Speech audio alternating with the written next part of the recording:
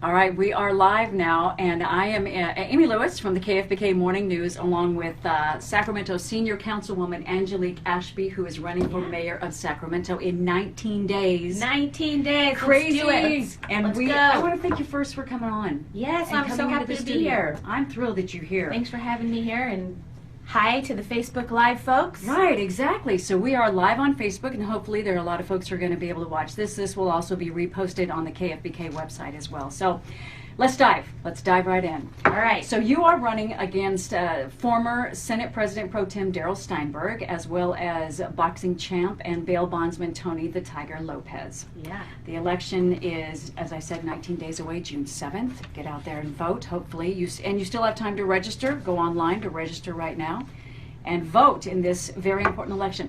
So let's start by addressing the business forecast, and specifically the small business forecast for Sacramento should you win the office of mayor.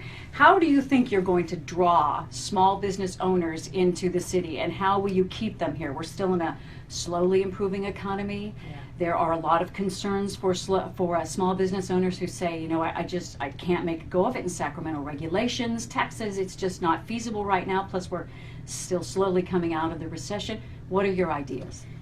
Yeah. Small businesses are a big part of our economic machine in Sacramento. I actually own a small business in Sacramento, a consulting firm. And during the recession, we made way too many cuts to our economic development department. And one of those cuts was the Small Business Roundtable.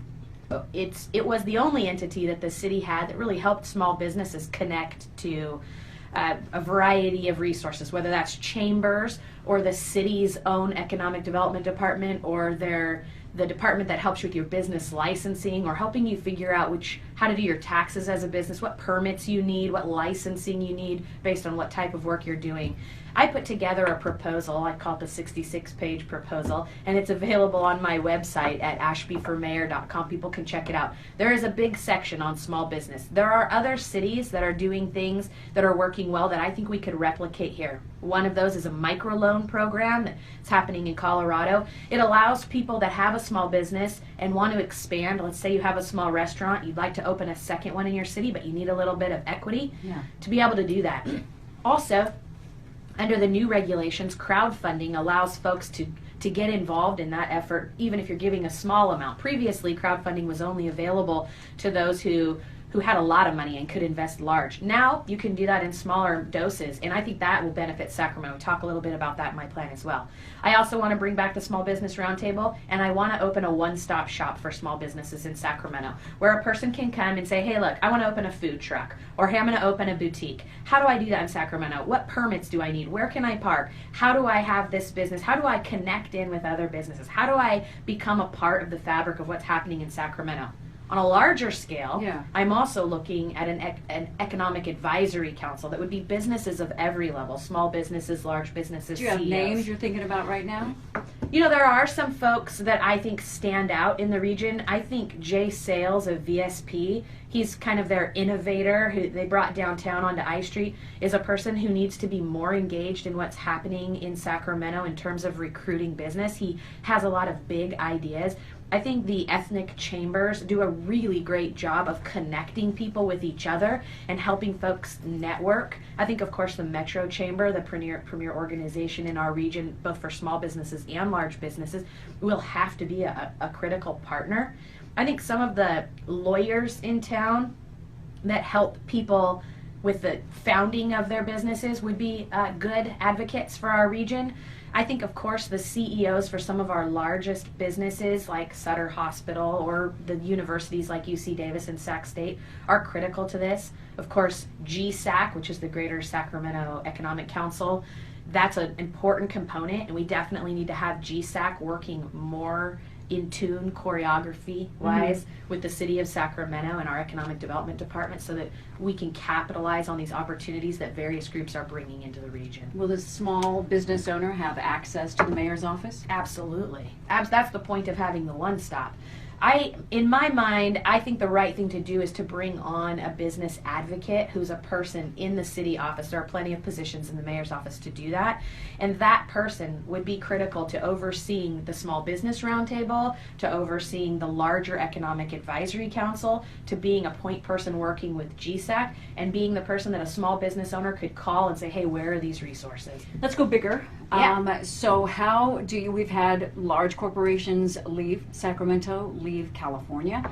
How do you plan to attract large corporations, new ones or old ones, back to Sacramento? What's your plan? Yeah, well, the first part of the question is we need to keep the ones we've got. Yeah. We have to make sure that when we have businesses, we started this conversation on small businesses because the best way to grow business in your region is to work with one that's already there. They've already chosen Sacramento. They've already planted their roots. They're investing here. So we want to help them grow. We also want to recruit businesses to our region, but we want to grow our own too. And once a business gets big enough in our region, we want to make sure that we protect them, that those who are giving good jobs to working families, that they have the protection of this mayor and this council, and that we see them as partners in our region. And so one thing that's happened, one thing that's plagued Sacramento, and in some ways California, is that as we implement new regulations, we don't provide any assistance for those regulations to these businesses, and they can go elsewhere, and then we lose the jobs. We don't want to do that. We don't want to lose it. No more Waste Connection stories. Yeah. No more Campbell's Soup stories. No Exactly. more Comcast call centers leaving our region. Those three examples represent thousands of high-paying jobs for working families in Sacramento. So the first thing is to be working with them to keep them here. The second thing about recruitment is that Sacramento needs to be the easiest city in California to do business. I love that we live in California. Me too. I love that we value the quality of our air, that we care about commute times, that we care about people's quality of life outside of their business world. But inside of those regulations, we need to make it easy for people. We'll never be able to compete with other places that don't have those same value sets. And I love California and I love those value sets. But inside of that, we need to make it as easy as possible to do business in Sacramento. Let's talk about the Golden One Center. Yes. Huge, huge for Sacramento. The big fight to keep the Sacramento Kings in town. Yes. Kevin Johnson and everybody who was all for that did just a yeoman's job to keep the Kings in town and build the Golden One Center. So that kind of creates for downtown Sacramento a nightmare for traffic, an impending gridlock. I-80, I-5, 160, the feeder routes into the downtown area. It's no way to deny it. It is going to be a nightmare. So what are you thinking about doing, should you be in the mayor's office, to alleviate the traffic nightmare? One person said to me it would be great if you let city employees leave the Sacramento area early on game days. Is that something that would work? Was that a city employee that had that idea? One of my staff, probably. Quite I think we possibly. should leave at 3. Every time there's an event. Yeah. So, first of all, I just want to say that it's an incredible point of pride to have been a part of a city and to watch a city rise up and say, hey, you know what? We're keeping our team. Absolutely. And we're going to find a way. And I know there's some people who don't like the arena and who feel like that was about basketball. But overall, if you could just step back and observe that moment, it was really fabulous to watch people from all over our region say, wait a minute, what? No, you're not taking our team. Yeah. And we have pride in ourself, in our city. And on the morning that we took that vote, I had such clarity when I woke up. I thought to myself, and the thought was crystal clear, you want people to invest in Sacramento. So you have to take the lead. Yeah. And if the city council, if your mayor and your council aren't willing to invest in the city, how could we expect anyone else to, Exactly. right? So I had such clarity in that moment, and now in hindsight, I think everybody can tell that it was the right thing to do. The lingering doom is the parking and the traffic situation, and I have heard some people say, oh, it won't be that bad. I don't believe them. I think it's going to be pretty bad. Yeah. But the reason I smile about it isn't because I don't think it's serious. It's because I think we're going to have this wonderful opportunity to have a conversation about transportation that we haven't had before. we all talk about light rail's not clean enough, it's not safe enough, the bus system isn't really doing well, or there's all these cutbacks. But we've never had the momentum to do something about it. I think we're going to come September. So what's the answer? I think the answer is this. Well, first of all, I don't think it's an overnight answer. I don't think we can plot out a plan and implement it tomorrow and then it goes. I think it's a multifaceted answer. The piece I'm the most confident about is parking, and that's because the parking division's been working so hard. In Sacramento, I say this all the time, I know it's a weird department for me to pick, but boy are they innovative. And they really are trying hard with the smart meters and their planning, and I have confidence that if something they're trying isn't going to work, that they have a plan B, C, and D. Sure. And they're just ready to go and drive people into the off-street parking, do a better job with wayfinding downtown and signage and helping people traverse downtown, and really working to get partners in place. So shuttle systems and RT and Amtrak. We want everyone from Davis to ride Amtrak in because it's so much easier. 2-block walk to the facility. It's a great thing to say, but we are Californians and we do love our cars. And so it's a mindset you're going to have to change. And I'm one of those people. I'm like, I don't know if I want to ride Amtrak, if I want to ride RT. I don't know if I can do it. Amtrak's so amazing. What a great it's a fun ride. I think people, when they'll be resistant at first. Yes. But then they'll be frustrated when they're stuck in traffic and they'll try an alternative. And when they ride Amtrak or we clean up light rail, and we clean it up, we make it safer, nicer. When you go to Boston and you're going to Fenway, Done it, yep. Nobody drives. Yeah. If you go to a game in Washington, D.C. to watch the Nationals, half of the fun is getting on the train with all the other National fans, and they're all wearing their gear, and one person gets on wearing Giants gear, and everybody harasses them the whole ride. That's half the fun. So I think in Sacramento we do have a habit that we need to change, or at least address. But I don't think that people get out of their cars until something like this happens, and then it's just too difficult to not be in the car. The other thing is, I really believe the entrepreneurs will win out in this conversation. I'll give you an example. In Natomas, some of the restaurants have said, what we're going to do? We're going to run shuttles on game nights so that people know they can still come out to Natomas and they can eat at this restaurant and they can park in our parking lot, and we'll run a shuttle down near the airport, near the stadium, and we'll drop folks off, and then we'll come back, pick them up, and bring them back to their car.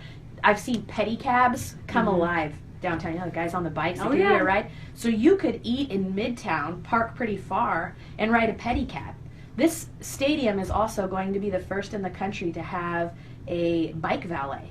So people that live in downtown and Midtown and are within biking distance, I think will. I really like that. That's a really it'll good be idea. really fun. Yeah. So I think There's Uber, there's Lyft. Of course. Yeah. Anything, and Yellow Cab. Sure. I mean, yes. there are a lot of options in our region. There's Super Shuttle. I think you'll see the entrepreneurs engaging in the solution. It's a real opportunity for us to get it right. But the civic piece, the mayoral piece, is to take over the discussion about public transportation. And I believe that not just for the sake of the arena, but for the sake of the region, the next mayor needs to lead summit discussions with the 6-county region about the 12 transit entities that are coming into our downtown and are right now uncoordinated.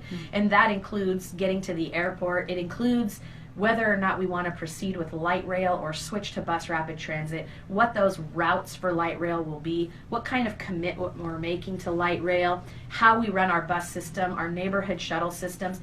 We have examples of programs that work really well. Some of the neighborhood shuttles that have Wi-Fi and are smaller and only go from one point to another point work really well. Some of our bus systems work really well. Some of them do not. Raising rates doesn't get us where we need to go. It further instigates the problem. So for me, I think the next mayor, and I hope that it's me, is going to get a real opportunity to lead a regional discussion around transportation that could forever change how we behave in our vehicles in Sacramento, California. And it doesn't mean we don't get to love our cars and drive them. It means that we have a multitude of opportunities to ride bikes, to walk, to ride our public transportation, and to drive our cars, whatever works. Okay, so you talked about Natomas, your district, and that leads me to the Sleep Train Arena, the now defunct Sleep Train Arena. So what's going to happen with the building? I mean, what do you want to be brought into that building? Do you want the tech industry to come in? What do you want to happen there? Yeah. Well, first of all, I'm really proud of the relationship between the city and the Kings, because They own the land now. It's 180 acres. But they made a promise, and we codified it during the process, that we wouldn't just take the first bidder. And they have kept good on that word. They've had a few offers for housing, for auto malls, but none of those were things that we wanted as a region, so that they never were even entertained. And what we've said is we really want it to be an economic engine for the region. We need the former arena site to be a job space. I personally like the idea of tech. I've seen some ideas around green energy that would come in there. That would be great. I've seen some designs of mixed use where there would be some executive housing, some retail and hotel, but a large job base for something that is of a high wage job. And I think that's what we're after here. Does it have to be gutted? Do you have to start over? I think they'll end up knocking the facility down. I'm not sure that we can raise the whole thing. I believe that will happen. That decision hasn't been made. It has been batted around a little bit, but it would be difficult to reuse that building for any viable purpose. It's not impossible. There could potentially be a proposal where we say, hey, in this proposal we're going to be able to use that building. But the way that old arenas were built is very difficult in terms of how you would turn that around. You know, the original arena is also in my district, and now it's a state building. You wouldn't ever know that it was an arena, but it was smaller, and you could build, it had windows around it. This doesn't, remember when you go into Sleep Train, there's no windows. You go inside and you're just in a bowl. Yeah. And so a reuse of that would be really difficult. So it's most likely that it'll come down, but that decision hasn't been made yet. Okay, so let's go back into downtown Sacramento and let's talk about the homeless population. Okay. Because there's been a lot of discussion about Although it's definitely creeping outside of downtown, and folks in communities all around Sacramento are concerned about this issue. Absolutely, absolutely. So not only concerned about the safety issues surrounding the homeless population, but also about the homeless themselves. And how do you, number one, help them? How do you help the people who are having mental issues, substance abuse issues? What are the plans that you have? You know, not a lot of people are in favor of Tent City, some are. Your feelings about Tent City, your feelings about how the homeless population can be helped, and the security issues around it. I am adamantly opposed to a tent city. I think that is a standard we should not accept in Sacramento, California. I saw the images from my colleagues visiting Seattle. I found them to be deeply disturbing. It was basically a piece of land set aside, and folks who were homeless were told, if you have a tarp or a tent, you could put it up over there and we won't bother you. And there were small children, babies even, barefoot, running.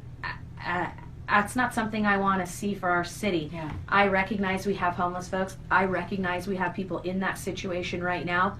I don't want to ever accept it as our new norm. Do you have to take a hardline stance on it then? I don't know if we have to, but I am going to.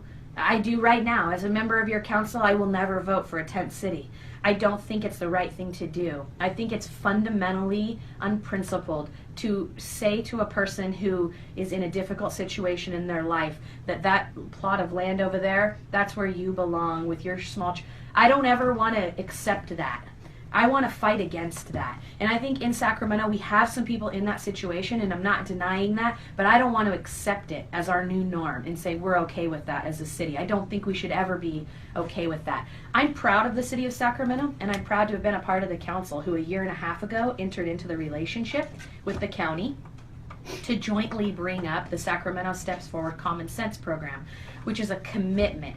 It's a commitment, Amy, in Sacramento to a housing first model that says everyone who's homeless in Sacramento, we're going to try as hard as we can to get you into some housing option. And you asked the multi-million-dollar question, which is, if you need mental health services, how do we get enough housing for you? All of the services that we have are full.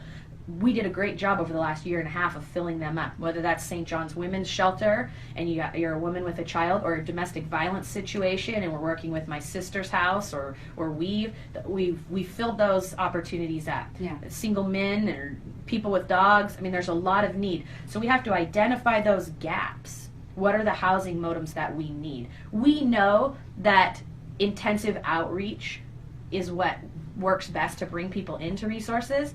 And we know that wraparound service models for housing are the best way to help folks with rehabilitation. What we don't have is enough inventory of housing. We need triage, we need more 24-hour shelters, and we need more transitional housing opportunities in our region.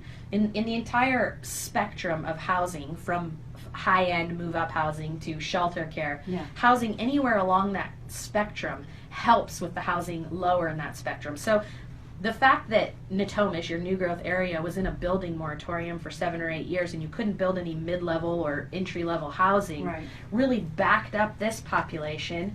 And then the fact that we lost redevelopment dollars, which was $65 million a year for the city and the county, and 20% of that was mandated to go to low-income housing. When the legislature swept that money up to backfill the state budget shortfall, we lost that local tax share, and we lost the ability to use that money to build housing. Between 2008 and 2011, we put in 2,000 homes with that money. We built Mercy Housing downtown, a mental health wraparound single occupancy facility. Hotel Berry, same thing. La Valentina, low-income housing for families right along the light rail line. It's beautiful. We can't do that anymore because we don't have that funding. So we've got to go back after that. We have to find a way to bring redevelopment housing dollars back to our region. I've contributed by rewriting the low-income inclusionary housing ordinance for the city, making it citywide, and creating a mechanism that does put money into our housing trust fund. But it's not enough money. It won't come fast enough, not as fast as redevelopment. So we're going to have to work with our current senator, Dr. Pan. I'm grateful to have his endorsement in this race, on how we get housing funding back to the city of Sacramento. Former Senate President Pro Tem Darrell Steinberg, who is running against you for the mayor's office, has said that because he used to run the Senate, and because he has the relationships with the legislature and with the governor, he would be in a better position to pull that money down for Sacramento than you would be. How do you respond to that? Well, my response to that is, why didn't you do it when you were our senator?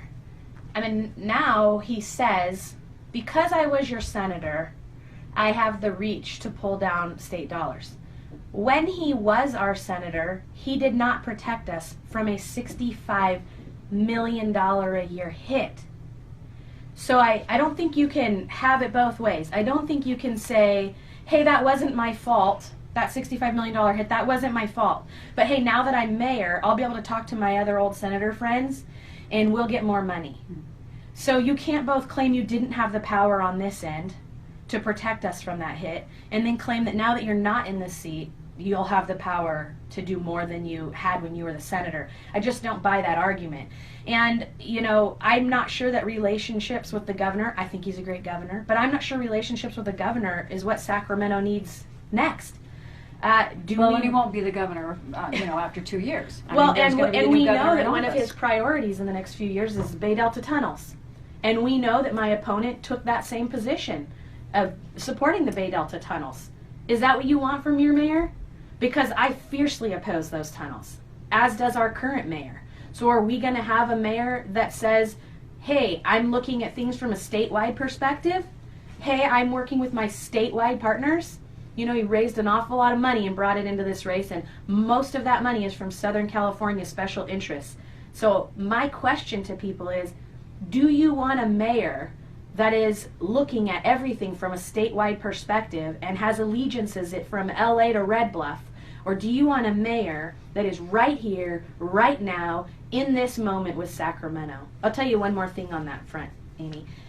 Darrell and I agree on one thing for sure, and we both say it all the time, that who wouldn't want to be the mayor of Sacramento right now, right? Absolutely. What a great Perfect city. time. Perfect time. Great city. Man, right on the edge. The horizon is so bright. Absolutely. Yeah. We totally agree with that. Here's the difference between us. I spent the last 5.5 years of my life fighting to put us in that spot. I've been the vice mayor or mayor pro tem of this city for the last 4 years straight. I have taken every hard vote. Everything from pension reform to building an arena to getting us out of a moratorium in the north to building Delta Shores in the south. Each one of those things came at a cost to the city of fighting hard through votes and through bureaucracy and cutting through it. So putting in that elbow grease to get us where we are now, I think makes me more dedicated to what's going to happen next, as opposed to a person coming from the outside in and saying, hey, you all have done a good job of getting us here, now let me run the last leg of this relay. So we're going to do a real housekeeping issue here. I'm watching your time. So it's 12:05. So are you good? I'm okay, yes. Okay, all right, because I have like 16 more questions All right. I want to ask you, and I'm loving this conversation. Let's talk about public safety in downtown Sacramento specifically, and certainly around the Golden One Center and all the other streets around that. And I mean, we have so many things that are going to happen in Sacramento. It's such an exciting time. But public safety is a main concern, and there's a lot of, you talked about it before, there's a lot of concern about RT, whether it's safe for families to use at like 10 and 11 o'clock at night when you get out of an event at the Golden One Center. What are your ideas for public safety? Do you have a good relationship with Sacramento Police Chief Sam Summers and the police department itself? So first of all, even if light rail is safe to ride at 10 o'clock right now, it's a self-fulfilling prophecy that it's not, because people don't believe that it is. So no one is riding it, especially not young families at night. That's just not happening right now in Sacramento. So we have a long ways to go to accomplish that goal. The safety of our city is the number one priority. And anybody who stands in front of you and says that something else is the number one priority of the city is wrong. This is not an opinion. This is a fact. Yeah. And I'll just tell you this. There are a lot of things that we all work on together, like education or mental health, and they're very important. But public safety relies on the city. If we don't do it, no one else does it. No one else does it. Yeah. If we don't have enough ambulances, if we don't deal with flood control, if we don't have officers, there isn't any. Then people just aren't safe. Yeah. So this is something you fundamentally need your city to focus on. I, of course, do have a tremendous relationship with the public safety entities in this region. I'm endorsed by all of them. The police officers, the sheriffs, probation, the district attorneys, even corrections statewide has endorsed me. Sam Summers? Sam Summers doesn't endorse. Chiefs can't endorse. Right. Yeah. And the retired District Attorney Jan Scully has endorsed me. She's retired, so she can do that if she wants. They're all with me, and I think the reason that they're with me is because they know that I place a high value on public safety. And in my time on the council, I have tried very hard to make sure that everyone's safer. And by the way, that's not just about police presence. It's also about having an emergency preparedness plan. It's about traffic and transportation. It's about fire and ambulances. There are so many components to keeping our community safe. In the downtown core, and really I think in the neighborhoods, we have to change our model of policing. There are a couple of things that I think are deficient right now in our police department. I think the chief would agree with me. It's partially because of cuts and partially just because we haven't prioritized it. I think we need more community policing. We used to have POP teams, and it was about 4 or 5 officers per community. POP stands for problem-oriented policing. Yeah. They're community police officers. They're untethered from 911, so they're not so reactionary. They get to be proactive. They should be getting out of their cars, walking around, talking to people. They would know the key business owners. They want to do that. Sure. And officers, some of the officers are very good at this. We have great officers in Sacramento. We really do. And we're quite fortunate here because we have a high standard. Most officers in Sacramento have a bachelor's degree in life experience before they ever get hired. We have to value that. We had budget discussions this week where the council agreed we're not paying them enough. They're comparables. They're lower. Right now, the sheriffs make more than Sac PD, but their standard for hire, which is 18 and a GED, is a little lower than the cities. So we want to make sure that we're paying and valuing our officers so that they stay, so that we have good retention. But as we hire those new officers on, which we've made a commitment to do, we need to free up officers to become community-oriented police officers. We also need to prioritize traffic. Other cities, like Fresno, have large traffic divisions. In our downtown, this is going to be critically important. But it's also important in our outer regions. This is how we reduce insurance costs, reduce collisions. It's how we help people. It's a preventative form of policing, and I think we need to do more of that. Okay, so let's talk. We were just talking about parents with young kids not wanting to ride RT. I want to talk about the youth of Sacramento. You have Yes. young kids. You have an older son, and you have a son who's 11. And how old is your daughter? She's 4. 3. 3. Okay. So, how would you invest in Sacramento's youth? How can you let them know that you think you want their future to be just as bright as your children's future? Yeah. Well, first of all, I'd like to tell you just a little bit about what I've done in my own district with youth. And I think that's a pretty good indicator of what I would do moving forward. I've been a champion for youth and education in my district. I'll give you a few examples. I have a youth advisory committee. It has 400 seniors in high school in my district on it. Each of them puts in at least 30 hours of community service in the parks in my district. We won the statewide award for innovation in park maintenance because of this program. We work with each one of those youth on college admissions, some scholarships, finding jobs, whatever it is that comes next for them. Yeah. That program is easily replicable across the city, and young people absolutely love it. I know because we have kids come from other districts to participate in ours. I also work hard with the libraries. I think the libraries are key to youth right now, and some people may think, I don't get that, but it is the one place that everyone can get free Wi-Fi, have access to the internet, computers, printing, rent an iPad, borrow an iPad, get books, all the things that you need, find a job, exist at the library. You know, you can even earn your high school diploma from our libraries at this point. So I've worked hard on that relationship in my district, and the result of that is that the North Natomas branch of the library is the #1 summer reading library in the whole system, county-wide. It's easy to replicate. It's not unique to that community. It had to do with the relationship with the school district and getting kids library cards before they leave for the summer, and then incentivizing summer reading with a million things, right? Passes to Fairy Tale Town or ice cream or whatever it is, right?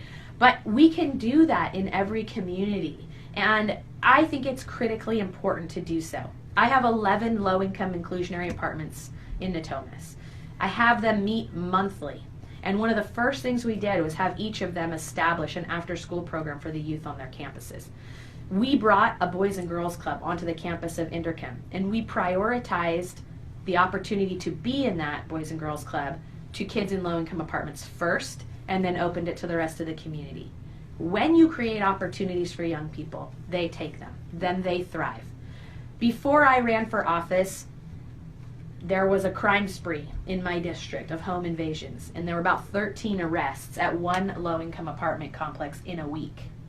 That same apartment complex this year hosted the city's #1 and #2 readers during the summer reading program. And there is no uptick in crime there.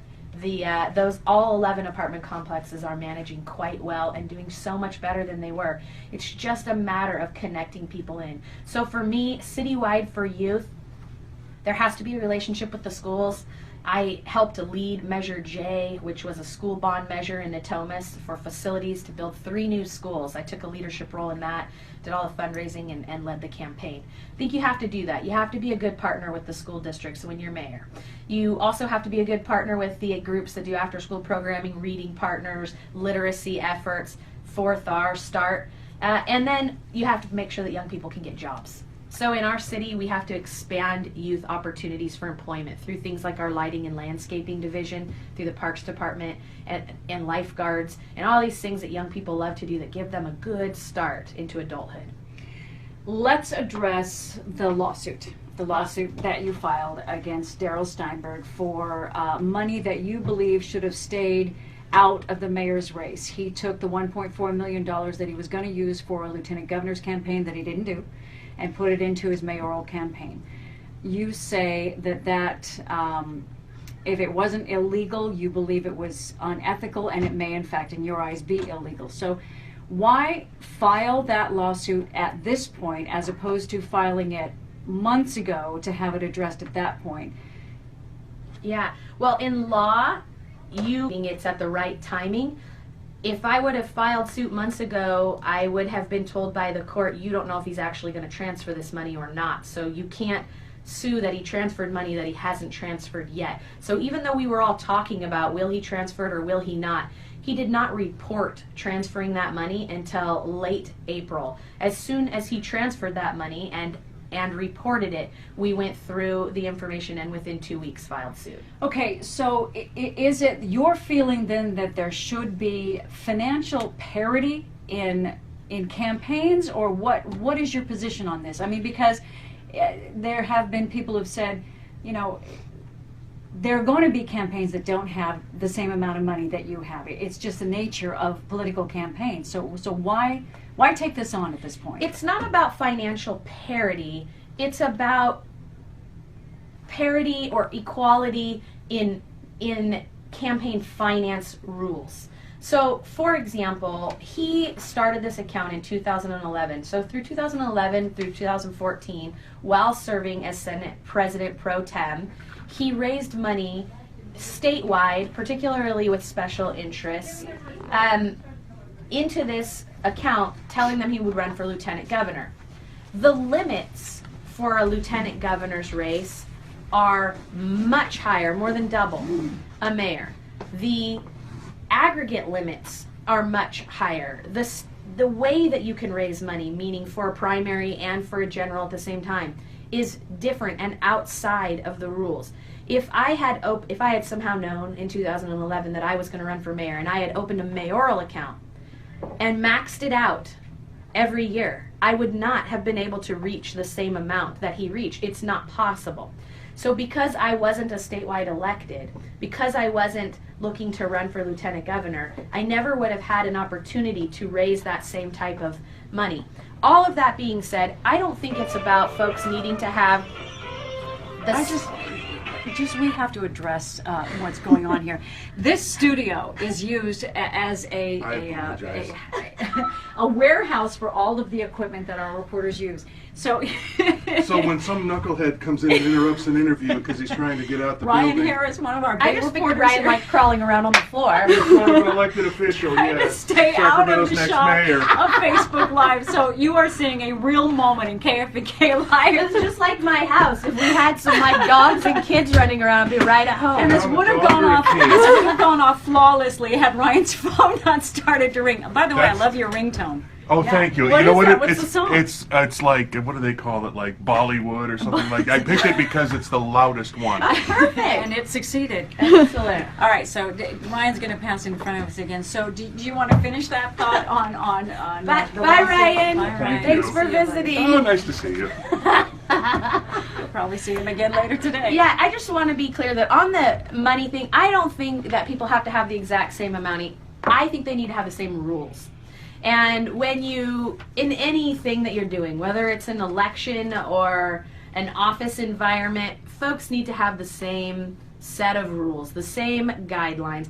And I believe that the transfer that Mr. Steinberg did stomps on decades of effort by former city councils, by former state legislators to put in place regulations that would control the role of special interests and big money in elections. And I just also, it's worth noting that that period of time, 2011 to 2014, was one of the most corrupt Senates we've ever seen in the state of California.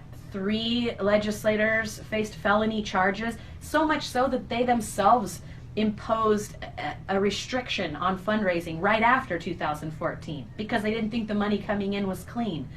That money is the money I'm running against in the city of Sacramento to be your mayor. It doesn't have anything to do with Sacramento. It wasn't raised here. It wasn't raised in the name of running for mayor or what's happening next in Sacramento or all these amazing things that we have going on in our city.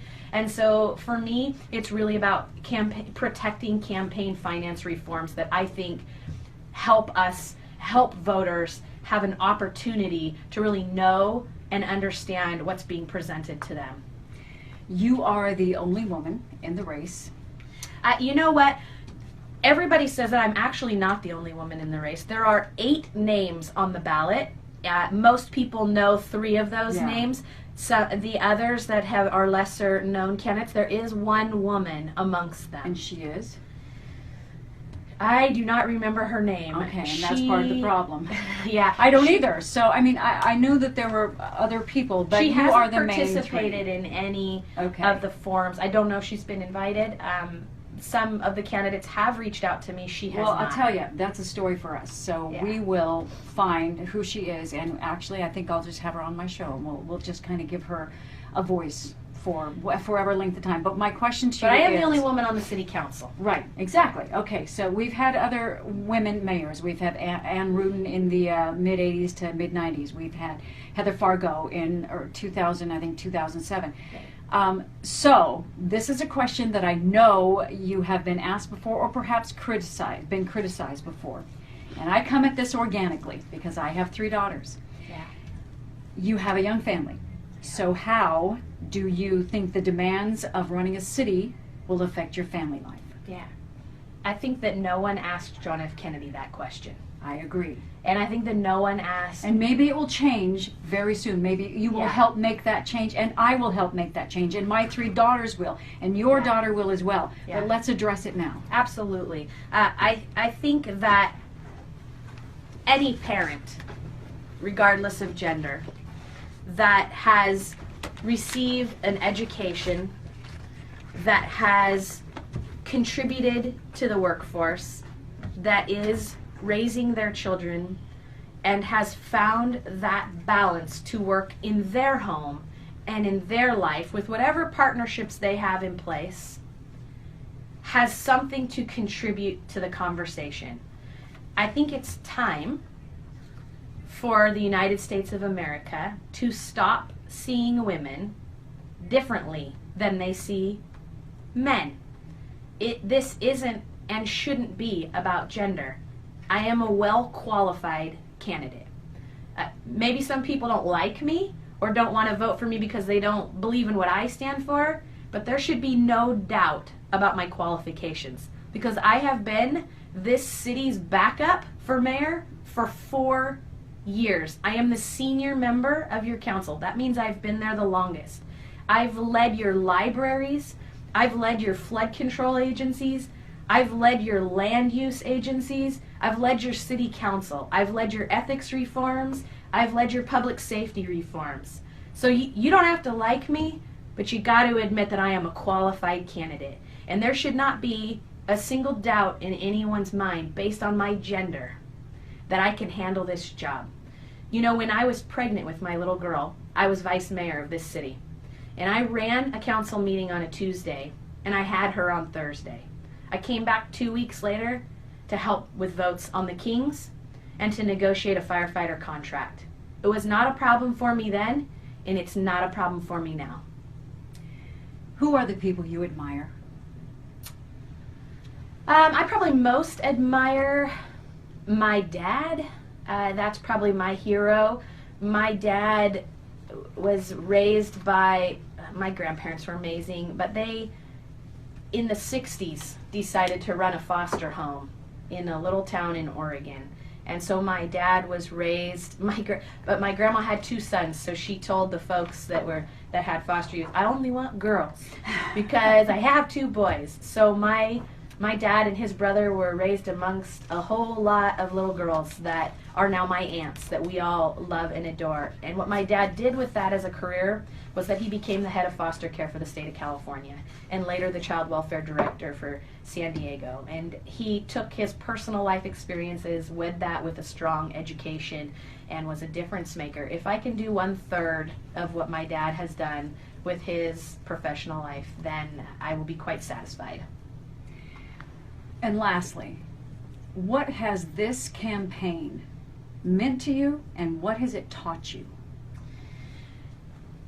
When I was a single mom in law school, I worked really hard, and there were days that I thought I was going to be broken, right? That I didn't know if I could get the cases read and briefed and in time and show up to work and get lunch made and, you know, the laundry done, and all the things that needed to be done were sometimes overwhelming. That was the most challenging time of my life. This campaign has been challenging in a different way. It hasn't quite hit that level where I feel broken, but there have been some times in this campaign that I've had to dig really deep to remind myself that I'm doing this because I love this city, because I care about our future, and that the sort of darkness that's so pervasive in campaigns and elections is temporary, and that if I keep going, the people of Sacramento will see through all of that, and the right outcome will ensue. Angelique Ashby, thank you so much for this. I have learned a lot about you. I hope that for people who have followed you or who have followed the debates or the campaigns may have learned something new about you. I feel like I have. This will be up on the Facebook page and the KFBK.com page as well. And I just appreciate you coming in this morning, or now we're in the afternoon. But thank you so much, and the best of luck. As I said to Darrell Steinberg yesterday, I'm going to be interviewing Tony the Tiger Lopez early next week, and we'll put that up as well. And we'll have to see what happens on June 7th. Thank you so much. We sure will. Thank you so much. Thanks for having me. Thanks for holding that camera as long as you have. Thanks, Heather Peterson. Yeah, she did a great job. She really did. And yeah, hope everybody gets out on June 7th votes. No matter what you vote for or who you vote for, Exercise it's really that important. right. Vote. Please vote. Yeah, absolutely.